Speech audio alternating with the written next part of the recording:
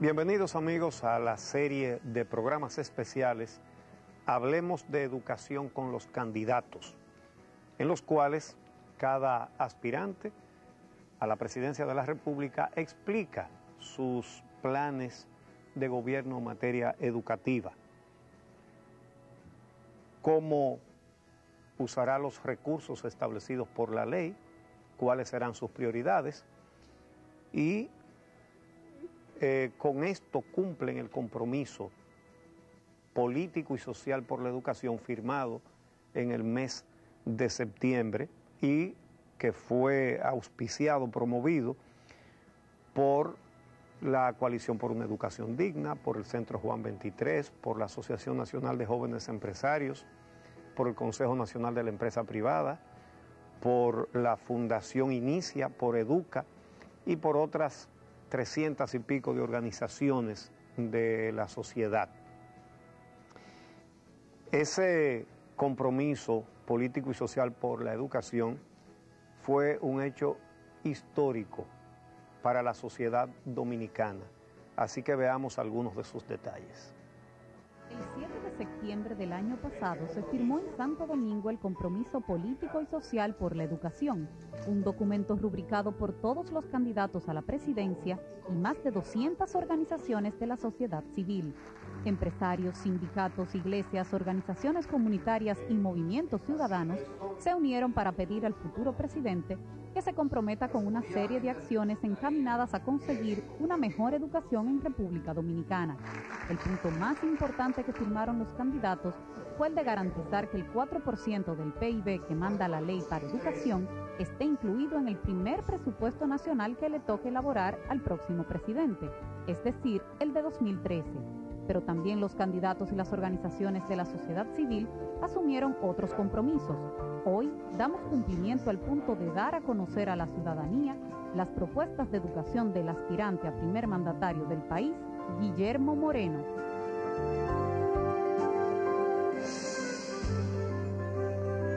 Bueno, todos los candidatos presidenciales entregaron a estas organizaciones sus propuestas y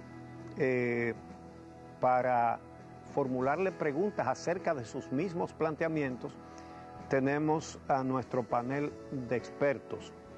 Hoy María Teresa Cabrera, educadora, expresidenta de la ADP, Nelson Suárez, economista, especialista en temas de presupuesto, Magda Pepén Peguero, educadora, y Pablo Mella, filósofo y educador.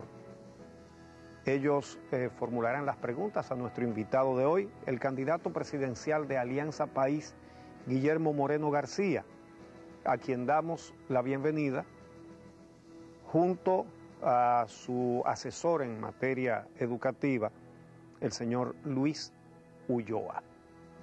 Cuando regresemos, el candidato Guillermo Moreno hará una exposición de no más de 15 minutos explicando su propuesta sobre educación y posteriormente nuestro panel de expertos le formulará preguntas con detalles contenidos en su propuesta. Regresamos.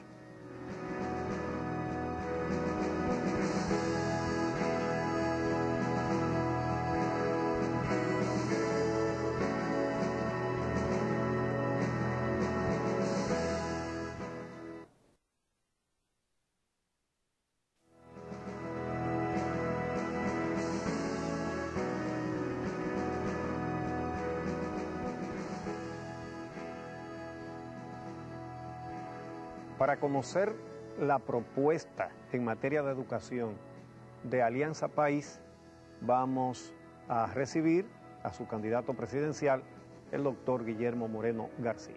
Adelante.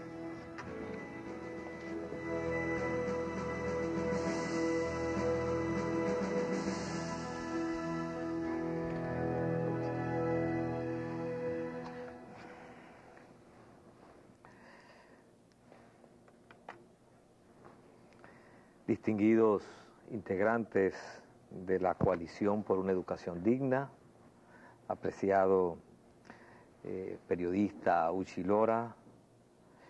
Debo empezar haciendo, digamos, referencia a la significación que tiene esta oportunidad en la que podamos presentar nuestras ideas de manera sintética en un tema tan crucial como el tema de nuestra propuesta programática en el sector educativo.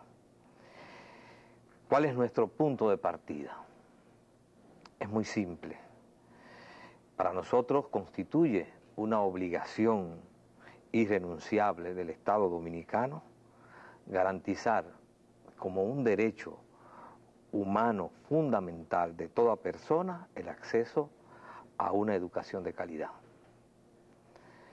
Y creemos que para cumplir con esa obligación irrenunciable del Estado y tomando en cuenta la crisis que envuelve actualmente el sistema educativo dominicano, se precisa hacer lo que hemos llamado una revolución educativa. Para que nos hagamos una idea muy concreta de lo que estamos planteando, empecemos por decir cuáles serían las metas cuantificables que tendría que producir esa revolución educativa. Y decimos que esa revolución educativa, en primer lugar, tiene que garantizar que en los próximos 10 años la República Dominicana cuente con un sistema educativo con cobertura universal y gratuita, tanto en la educación inicial, en la educación básica, como en la educación media. Y en segundo lugar, para seguir cuantificando lo que sería el resultado de esa revolución educativa, en segundo lugar, tendríamos que alcanzar un sistema educativo en estos próximos 10 años de alta calidad. No es suficiente con tener un sistema educativo, sino que este tiene que ser de alta calidad, que borre, óigase bien, que borre las diferencias de la educación entre la educación pública y la educación privada, entre la educación que se imparte en el campo y la educación que se imparte en la ciudad, o entre la educación que se da en un barrio marginado y excluido de una gran ciudad y los barrios de los centros urbanos. Digamos que esas son dos metas cuantificables que tendríamos que lograr en los próximos 10 años como fruto de esa revolución educativa. Pero más importante todavía, ¿cuáles serían esas metas que tendría que producir en términos cualitativos esa revolución educativa? Y eso tiene que ver mucho con el educando, con el alumno, con el tipo de educando que tenemos que producir. Y decimos que como resultado de esa revolución educativa necesitamos un educando con un pensamiento centrado en la ciencia, en la ética y en la equidad. Necesitamos alumnos, educandos, con capacidad para aprender a aprender, que puedan actualizarse por sí mismos y a lo largo de toda la vida.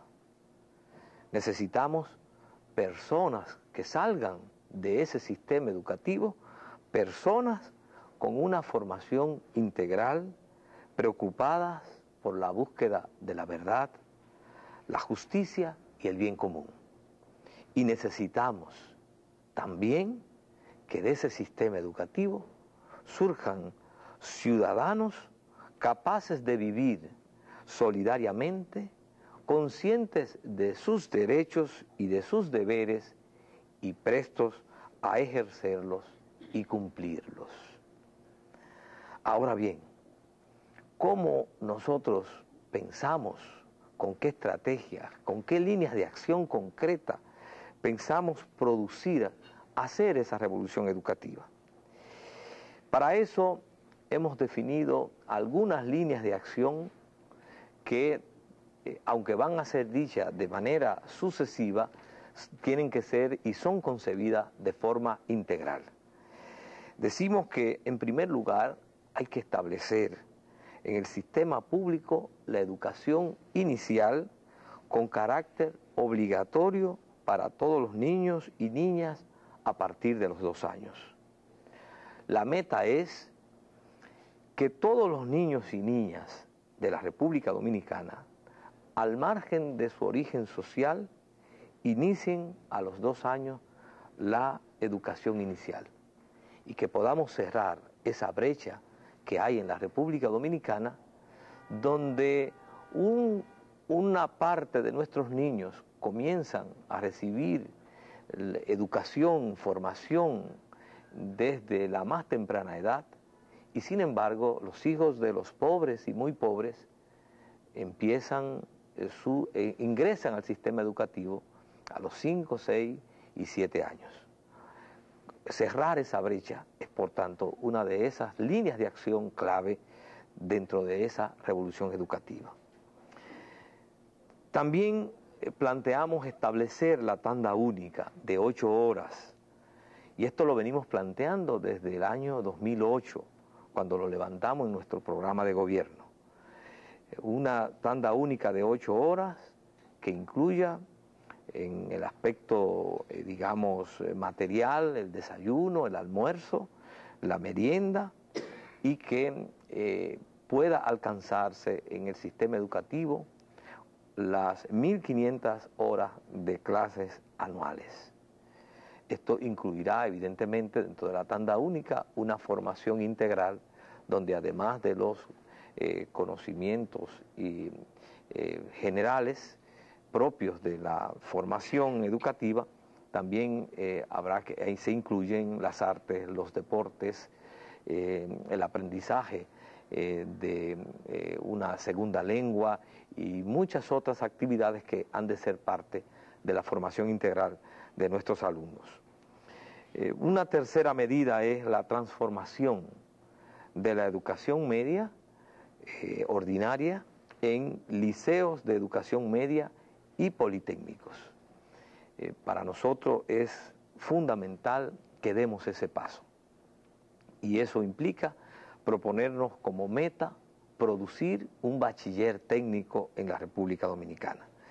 Ya hay acumulado en nuestro país experiencias importantes en liceos politécnicos con muy buenos resultados, y en ese sentido de lo que se trata es de generalizar esta experiencia y añadirle a lo que es la formación del liceo ordinario una formación también técnica, que no iría nunca en detrimento de esa formación general del bachiller ordinario que hoy se recibe en la República Dominicana.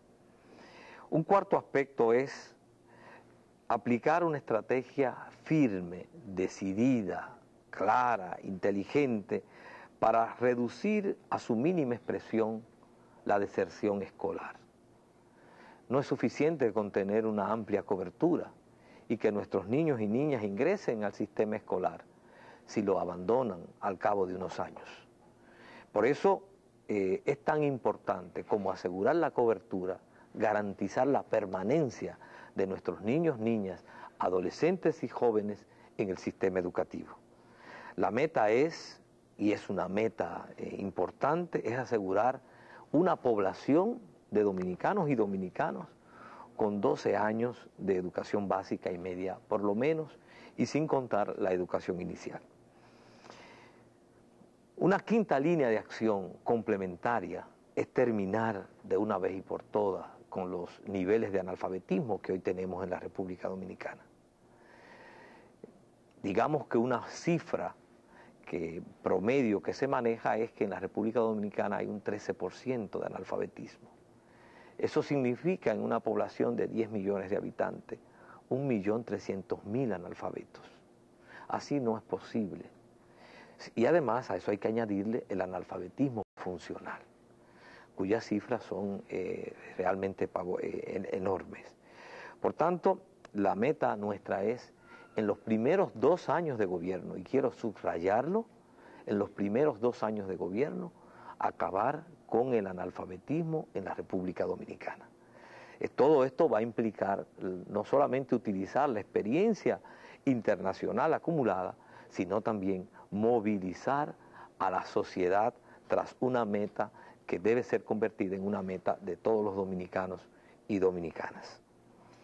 Una sexta línea de acción es, evidentemente, dignificar las condiciones salariales y de trabajo del docente, al tiempo que impulsemos planes de actualización y capacitación permanente en todas las áreas. Hemos establecido que en la tanda única el docente debe percibir un salario equivalente a los $1.000 mensuales. La meta es convertir el docente en un servidor público de alta valoración social. Una octava línea de acción es construir las aulas que actualmente nos hacen falta. Hay que reparar además y adecuar las aulas existentes. Y hay que terminar con el hacinamiento que se produce en muchas de nuestras escuelas y aulas, limitando a no más de 25 alumnos por aula. Hay que equipar igualmente las escuelas de laboratorios y de otras facilidades, tanto para la formación como para la práctica del deporte y otras actividades cocurriculares. Una octava línea de acción es la integración de la familia y de la comunidad al quehacer de la escuela. Nosotros no podemos concebir la escuela como un compartimento estanco, como si fuera una construcción de extraterrestre dentro de una urbanización, dentro de un barrio, dentro de una comunidad. Hay que integrar la familia y hay que integrar la comunidad al quehacer de la escuela. Y eso tiene que ir acompañado con estrategias que apunten a la descentralización de las direcciones regionales y provinciales a fin de fortalecer las competencias locales, de tal suerte que pueda haber una mayor integración comunitaria y participativa en el quehacer educativo que se dé en la República Dominicana. Todo esto, y no es casual que lo haya dejado de último, tiene un requisito fundamental, y es que haya en el Estado la voluntad política para invertir en la educación lo que sea necesario invertir para nosotros producir la revolución educativa. Y eso implica esa voluntad política que tiene que expresarse en primer lugar invirtiendo lo que ya dispone la ley en el sistema educativo, que es un 4% del Producto Interno Bruto en el sistema educativo.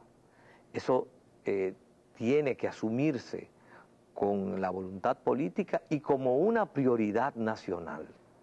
Incluso hay que decir, ese 4% del Producto Interno Bruto para la educación tiene que ser apartado de entrada y luego entonces en otros aspectos resolveremos lo que haya que hacer en el presupuesto, pero tiene que aparecer ese 4% del Producto Interno Bruto para invertirlo en la educación, sobre todo asumiéndolo como una tarea que es una prioridad nacional, producir esa revolución educativa. Y digo más, y con esto concluyo, el 4% en nuestra visión y para ejecutar los planes de manera progresiva que hemos planteado, el 4% es una inversión inicial, porque nuestra visión es que es necesario que en los próximos 10 años, a partir de ese 4%, se invierta en el sistema educativo un 8%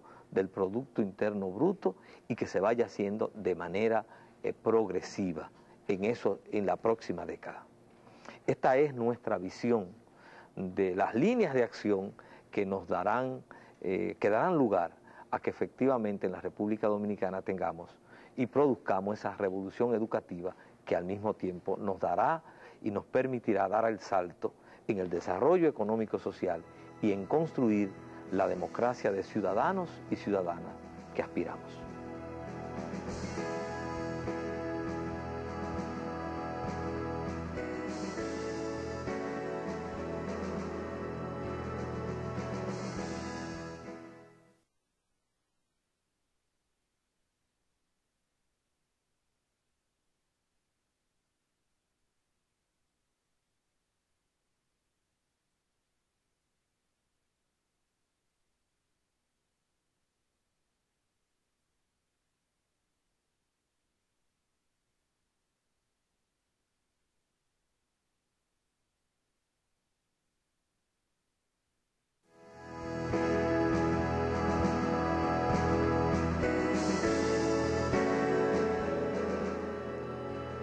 Ya escuchamos la presentación de su propuesta por el candidato Guillermo Moreno de Alianza País y ahora se agrega a su asesor el educador Luis Ulloa, el también educador y ex miembro del Consejo Nacional de Educación, Juan Miguel Pérez. Nuestro panel de expertos le hará los cuestionamientos y la primera pregunta la tiene María Teresa Cabrera. Gracias, Luchi. Doctor, usted plantea la tanda única como una de las líneas de acción de la revolución educativa que se plantea, se propone impulsar. En la propuesta se señala, yo creo que de manera bastante clara, lo que harán los estudiantes y las estudiantes en adición a lo que hacen hoy para aprovechar las horas adicionales que van a tener. Nos gustaría que nos pudiera explicar en el modelo de tanda única que usted concibe, ¿cuál sería el papel del o la docente? Es decir, ¿qué cosa diferente harán a lo que hacen hoy en el modelo de tanda única que usted propone? Sí, es algo clave precisamente en ese concepto de una educación con tanda única, el rol del docente. Porque no se trata de un docente que va a estar centrado solo en la actividad en el aula, sino que debe hacer un acompañamiento a los estudiantes, a los alumnos, también fuera del aula, en términos de tutoría, en términos también de preparar la labor docente en sus momentos en que no esté dentro del aula, y lo mismo también todo lo que tiene que ver con los casos particulares y especiales que se da dentro de un aula con alumnos que necesitan de una atención especial. Es decir, que vamos a tener un docente que durará 8 horas dentro del aula, dentro del recinto escolar, pero que una parte de su tiempo será dedicado a la labor docente en sentido estricto dentro del aula, pero otra parte entonces tendrá que dedicarse a la planificación, a la evaluación de las tareas de los estudiantes, a la tutoría, a la orientación con los estudiantes, sobre todo en aquellos casos que requieren de una atención especial. Entonces, eso transformaría la labor del docente respecto del alumno, pero también la labor del docente en sí mismo. En vez de tener un docente que está bajo la tensión de dar 2 y 3 tandas en centros escolares distintos, donde tiene que trasladarse muchas de uno a otro y donde no puede darle la atención que requieren sus estudiantes, ahora sí podrá darle esa atención. La próxima pregunta la formulará Nelson Suárez, economista, especialista en presupuesto, y recordamos que para cada pregunta con su respuesta disponemos de 3 minutos. Bueno, doctor Moreno, usted planteó, y lo expuso claramente, como uno de los problemas fundamentales para hacer la revolución educativa que propone, el tema de la inversión. Y un poco habla en un horizonte de 8 años, de 10 años, de hasta 10 años, de llegar al 8% del Producto Interno Bruto. Aunque no está expresamente dicho en la propuesta, suponemos que empieza en el 2013, en año que le toca completo formular el presupuesto con el 4%. Ahora, ¿cuál sería la meta? La meta en el periodo de 4 años que le tocaría gobernar. Y además, ¿cómo se vincula esto, que tampoco oí mención de ello, con la Ley de Estrategia Nacional de Desarrollo, que plantea en su eje 2 algunos temas relativos al financiamiento de la educación? Bueno, nosotros aspiramos a iniciar, y si es necesario, hacer un adendum al presupuesto para comenzar desde el 16 de agosto modificando la ley de presupuesto por vía del Congreso, evidentemente, para aumentar la partida en educación. Para nosotros eso es parte de nuestro compromiso. Las cosas que hay que hacer en un país no pueden esperar, sino que es necesario que un gobierno nuevo empiece precisamente siendo coherente entre lo que cree que hay que hacer y lo que hace. Y en ese sentido, la revolución educativa no puede esperar las fechas de enero a diciembre, tiene que empezar el propio 17 de agosto. Nosotros pensamos que en este 4% que inicialmente nos permitirá sentar las bases, y en los próximos 10 años progresivamente debe ir aumentando la partida presupuestaria, porque como está planteado ahí en nuestra propuesta, ahí están señalados 10 líneas de acción, y cada una de esas líneas de acción implican inversión.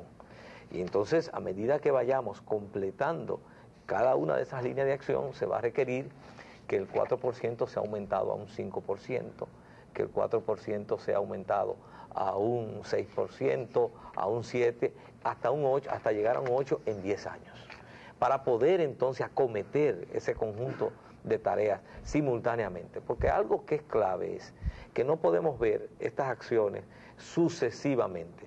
No se trata de comenzar la educación inicial y entonces luego la tanda única y luego combatir el analfabetismo, sino que es necesario que sea una estrategia integral. Arrancar con la educación inicial, arrancar con la tanda única, arrancar con el analfabetismo y con cada una de estas áreas de trabajo de manera simultánea, porque precisamente en esa simultaneidad se va a ir produciendo la sinergia necesaria, que es lo que va a producir la gran transformación, la gran revolución educativa. La pregunta siguiente la formula la educadora Magda Pepén Peguero. Guillermo, bueno, gracias por estar aquí. En su propuesta para hacer la revolución educativa en diferentes ámbitos, usted también propone esas grandes líneas de acción, pero no hace referencia a la gestión del Ministerio de Educación. Es sabido por todos nosotros y todas las personas que hemos estado articuladas a todo este proceso, al Ministerio y a la educación en general, que uno de los problemas que impide una buena gestión del Ministerio justamente es la influencia que ejerce el partido de gobierno en la toma de decisión y en la designación tanto del personal docente como administrativo. Nos gustaría saber qué medidas específicas usted implementará en su gobierno para erradicar esta práctica. Es indudable que para impulsar una estrategia, una revolución educativa, eso parte de también transformar todo lo que son las prácticas y los usos tradicionales en el Ministerio de Educación. Empezando, no vamos a tener 29 viceministros. Vamos a tener el número de viceministros necesario, pero no vamos a llenar ese ministerio como está actualmente con 29 viceministros, lleno de botellas y de nominillas adscritas a ese ministerio. Entonces, eso implica una transformación que ya evidentemente sale del propio ámbito de las acciones en la educación. Porque una de las cuestiones que nosotros hemos asumido el compromiso es el hacer un gobierno honesto. Y esto no va a estar solo circunscrito al ámbito de la educación, pero se va a reflejar en la educación. Nosotros aspiramos a tener en el Ministerio de Educación el personal administrativo y el personal, digamos, que juegue el papel directivo en materia educativa necesario para que pueda realizar su función. Pero queremos eliminar todo lo que es el clientelismo político del Ministerio de Educación como de otros ministerios. Y aspiramos a centrarnos sobre todo en lograr los docentes, tanto que ingresen por concurso y como que reciban la capacitación y sobre todo la actualización permanente. Nosotros vamos a hacer que el Ministerio de Educación juegue ese papel rector de todo lo que es la labor educativa y de lo que implica todas las facetas que están envueltas en la educación, porque hemos hablado de que hay que construir aulas, de que hay que adecuar aulas, de que hay que integrar la educación con la comunidad, de que hay que integrar educación y familia, de que hay que desarrollar toda una estrategia para enfrentar y acabar con el analfabetismo, de que hay que aplicar estrategias inteligentes para frenar y llevar a su mínima expresión la deserción escolar. Entonces todo esto va a implicar un personal con mucha claridad de lo que debemos hacer desde el Ministerio de Educación y muy centrado en la realización de cada una de estas líneas de acción.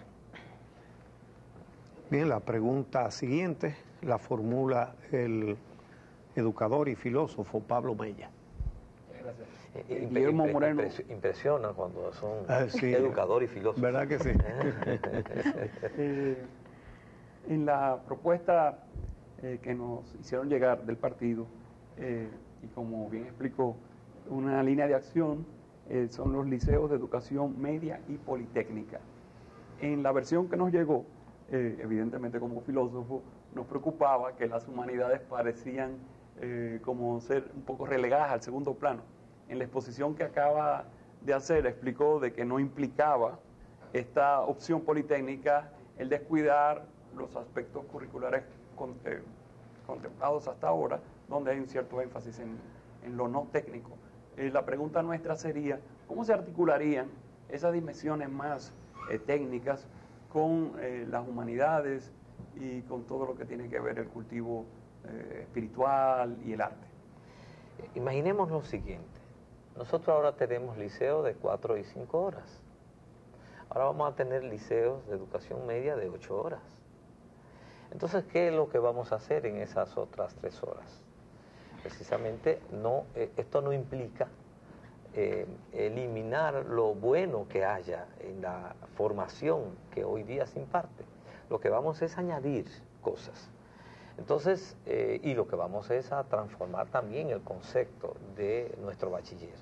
En vez de tener un bachiller solo con formación general, vamos a tener también un bachiller técnico, es decir, que va a tener opciones de hacer aproximaciones a oficios o a áreas profesionales en un nivel elemental. Nosotros conocemos, por ejemplo, el caso del Politécnico Loyola, y nosotros creemos que este Politécnico funciona, tanto el de San Cristóbal como, por ejemplo, el Politécnico de Dajabón y otros que hay en el país, funcionan, y no ha sido en desmedro de la formación humanista de los alumnos. Lo que han hecho es añadirle, y no ha habido un descuido en su formación ética integral. Por tanto, de lo que se trataría sería de eso. Se trata de que habrán entonces laboratorios para ejercer, para esas prácticas, habrán talleres para esas prácticas, donde tendremos entonces un bachiller técnico al final del periodo en el cual curse, los 4 años que curse, y donde de lo que se trata no es de que salgan, evidentemente, porque se trata de un bachiller, profesionales, incluso no estamos hablando de nivel de que sea de un instituto técnico, estamos hablando de aproximaciones a oficios, donde ellos tendrán que ir rotando y teniendo distintas experiencias de oficios que incluso le vayan prefigurando también sus actitudes profesionales del futuro, sea que luego quieran seguir en un instituto técnico o sea que luego quieran pasar a una universidad y hacer una profesión. Bueno, con esta pregunta concluimos la primera ronda. En la próxima se le formularán 4 preguntas más sobre su propuesta al candidato Guillermo Moreno, a fin de que ustedes conozcan los detalles de estas políticas que plantea el candidato de Alianza País. Regresamos.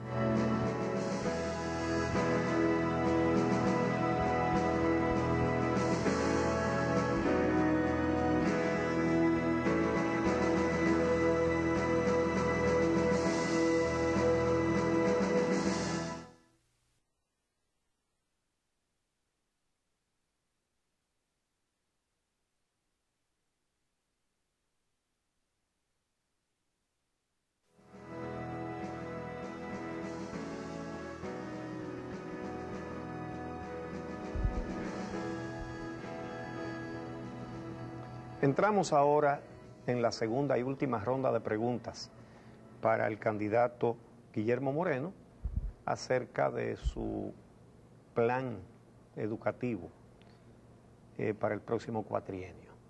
María Teresa Cabrera, educadora y expresidenta de la ADP. Gracias, Suchi. En el centro de la propuesta de revolución educativa, usted sugiere colocar al docente, al maestro y la maestra, y hace referencia a la necesidad de crearles condiciones salariales, crearles condiciones que satisfagan sus condiciones de trabajo. Y plantea el tema de la formación de manera, yo diría que amplia, ¿verdad?, en distintas dimensiones. A nosotros nos gustaría saber si usted considera que esas medidas que se plantean serían suficientes para abordar el tema de la dignificación de la profesión docente, o si considera otras medidas que no están detalladas en la propuesta. Es evidente que no es suficiente el tema salarial. Es necesario que haya también todo un sistema de protección social y de seguridad social, tanto durante el desempeño de la función docente como también al término, para el docente y para su familia. Nosotros necesitamos un docente que pueda concentrarse en su labor y precisamente que sienta que fruto de su trabajo puede vivir en dignidad. Pero además de eso está que el docente tenga acceso de manera continua a la cultura, que tenga acceso a su actualización con los medios tecnológicos que le permitan mantenerse actualizado, y que por tanto una de las situaciones que muchas veces ya hoy se vive en las escuelas, de alumnos que están tecnológicamente más avanzados que el docente, o que tienen acceso a una laptop y el docente no lo tiene, por ejemplo, que todo ese tipo de situación es parte del ambiente que tenemos que crear para que el docente sienta que en el ejercicio de su profesión se sienta con una vida digna.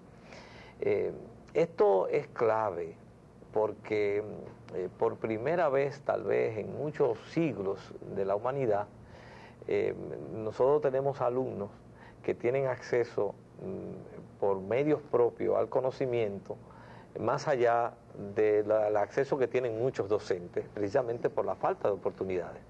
Entonces ese rol que te ha jugado el docente durante siglos, de que es el orientador, el depositario del conocimiento, entonces hay que lograr que el docente pueda mantener ese nivel de liderazgo. Y eso implica crear condiciones en sentido general. Nosotros tenemos que revalorizar la labor del docente, al docente, que sea visto en la sociedad como un servidor público de primer orden y sea respetado, y la docencia como una labor de servidores públicos también del más alto nivel, y que contribuye y que la docencia y la labor del docente contribuyen a lograr nuestras metas como sociedad, y que eso sea colectivo, que eso se sienta en la propia sociedad. Nelson Suárez.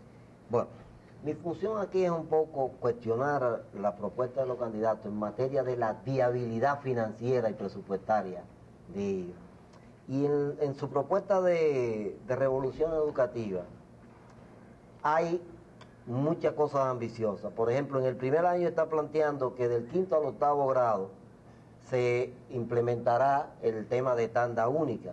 Estamos hablando de aulas de 25 alumnos, estamos hablando de aumento salarial sustantivo al cuerpo docente, construcción de aulas y muchas otras cosas.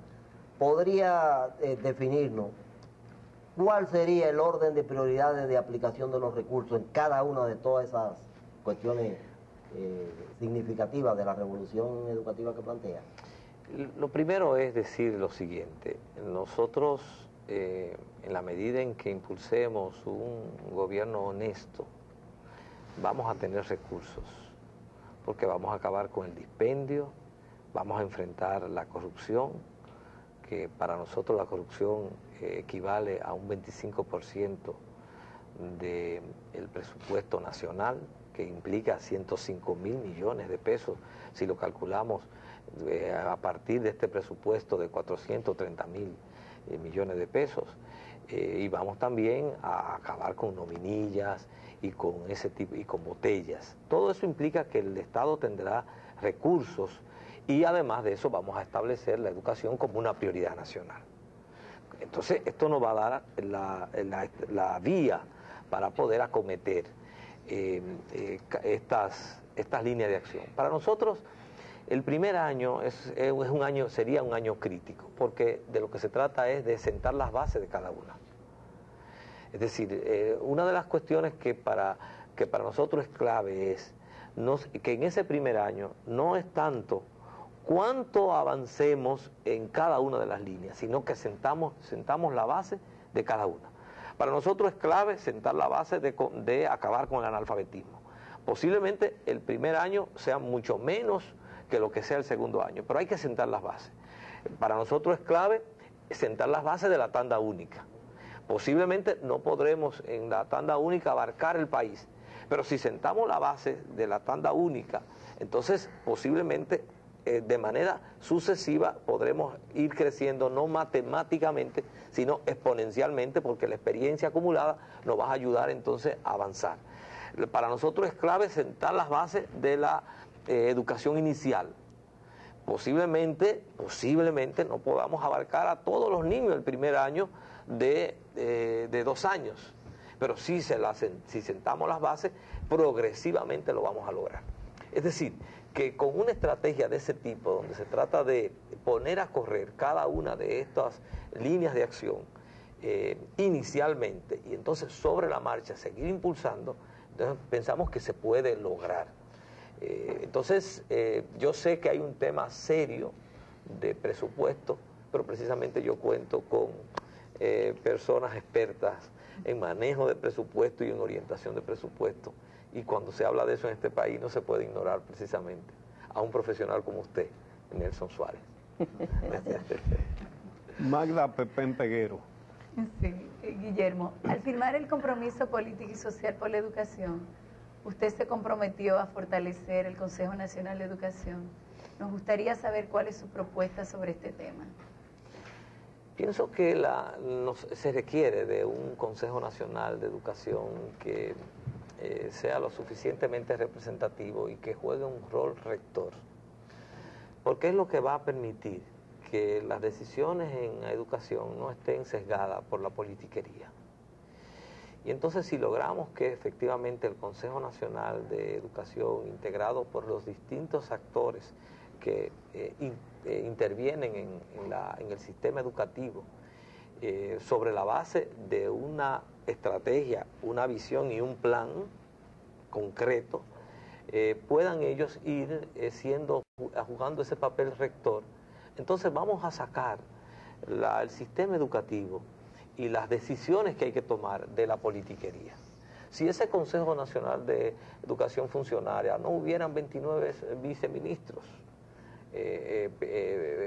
uno solapado con otros, y no hubiera las cosas que pasan en la República Dominicana en materia de educación. Entonces, insisto, hay que fortalecer el Consejo, hay que darle la representatividad a los actores que intervienen, y hay que darle el poder para que juegue ese papel rector sobre la base, insisto, de una visión y una estrategia.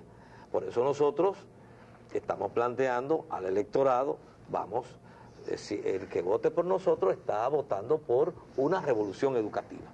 Por tanto, vamos a tener el aval del soberano para implementar esa revolución educativa que estamos planteando al electorado.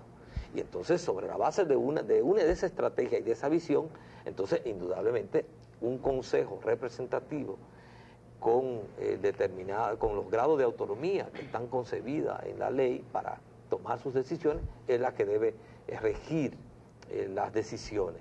Y entonces nosotros descentralizar todo el sistema educativo y lograr que las decisiones sean técnicas, de filosofía educativa, de orientación educativa y no sesgadas por la politiquería, como sucede o ha sucedido tradicionalmente.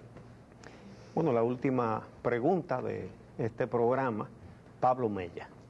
En la reforma educativa que necesitamos, un punto central es la descentralización, y el programa de la revolución educativa lo contempla con esta expresión: la revolución educativa descentralizará y dará suficiente autonomía operativa y financiera a las regionales y distritos escolares a fin de hacer más democrático y ágil la gestión educativa y estimular la iniciativa en cada centro educativo. Termina la cita. Ahí vemos claro el compromiso por descentralizar el aspecto de la gestión y el aspecto financiero. Echamos en falta la dimensión curricular y la participación en general. Nuestra pregunta final sería si puede explicar un poco mejor en qué consistiría la descentralización financiera, y que nos dijera cómo ven ustedes la descentralización curricular y la participación. Sí, es grave, por ejemplo, que hoy día para nombrar desde un conserje o de una persona que vaya a laborar en una parte, en alguna escuela remota, tenga que ser una decisión que se tome en el Ministerio de Educación. Y eso no permite que haya esa necesaria, o no hay esa necesaria transferencia de facultades sobre la base de parámetros y criterios preestablecidos, de tal suerte que haya esa autonomía para que los distritos escolares pudieran funcionar con esa autonomía y descentralización.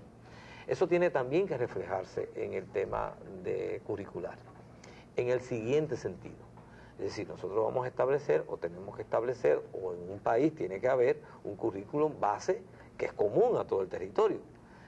En un lugar alguien no puede decir, no, aquí a los muchachos no les gustan las matemáticas, no se va a dar matemáticas. Hay que dar, precisamente, hay un currículo base que es común.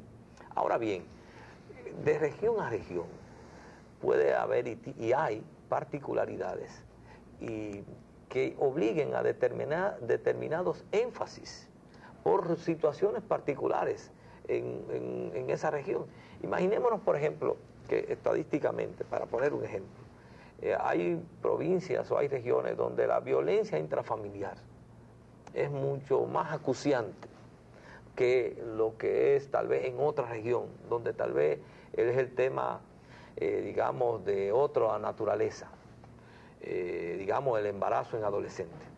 Entonces, es posible que cuando hablamos de esta descentralización curricular, implica que cada región, cada distrito pueda, en función de las problemáticas concretas, pueda entonces a dar orientación y establecer matices específicos que respondan más a las necesidades concretas de cada una de estas regiones, provincias, distritos. Y entonces, bueno, vamos a enfocar mucho toda una labor frente al tema de la violencia intrafamiliar, que tal vez en otro lugar no es el énfasis principal. Entonces tiene que haber ese nivel de autonomía y tienen que haber las autoridades, los profesores, a la pesquisa de esos elementos que permitan que la educación no sea algo solamente aislado en las aulas, conocimientos generales, sino también que esté conectado con la realidad de la comunidad donde viven esos alumnos y donde existe esa escuela, y que entonces pueda darse esa interrelación entre escuela y comunidad. Tiene que haber la interrelación entre escuela y familia, escuela y comunidad, escuela y país, escuela y humanidad, porque tampoco la República Dominicana está aislada de una humanidad diversa, con muchos problemas. Entonces, todo eso es parte de lo que, de esa cierta autonomía y descentralización que tiene que darse no solo en el aspecto financiero, sino también en esos aspectos curriculares. Bueno, con la respuesta a esta última pregunta, concluimos esta presentación de la serie de programas especiales Hablemos de Educación con los candidatos. Le agradecemos al candidato de Alianza País, Guillermo Moreno García, el haber aceptado venir a explicar su propuesta educativa, acompañado de sus asesores Juan Miguel Pérez y Luis Ulloa. De esta manera concluye esta serie, Hablemos de Educación con los candidatos. Agradecemos a los candidatos que han venido aquí a exponer sus ideas, sus planes. Agradecemos al panel de expertos que le ha formulado los cuestionamientos. Agradecemos a todas las organizaciones participantes en el compromiso político y social por la educación. Y agradecemos a cada ciudadano y ciudadana dominicanos que al participar en esta lucha, en este reclamo, a menudo con su familia, ha hecho un ejercicio de responsabilidad y de civismo, defendiendo esta causa justa y necesaria. La lucha por la educación probablemente está marcando el despertar de la sociedad dominicana, y eso en sí mismo tiene también un valor quizás tan importante como la educación, única vía legítima para desarrollar el país y para crear los mecanismos que saquen a los pobres de la pobreza. Así que les agradecemos a todos ustedes la atención y el seguimiento que le han dado a esta serie, Hablemos de Educación con los candidatos. Muchas gracias.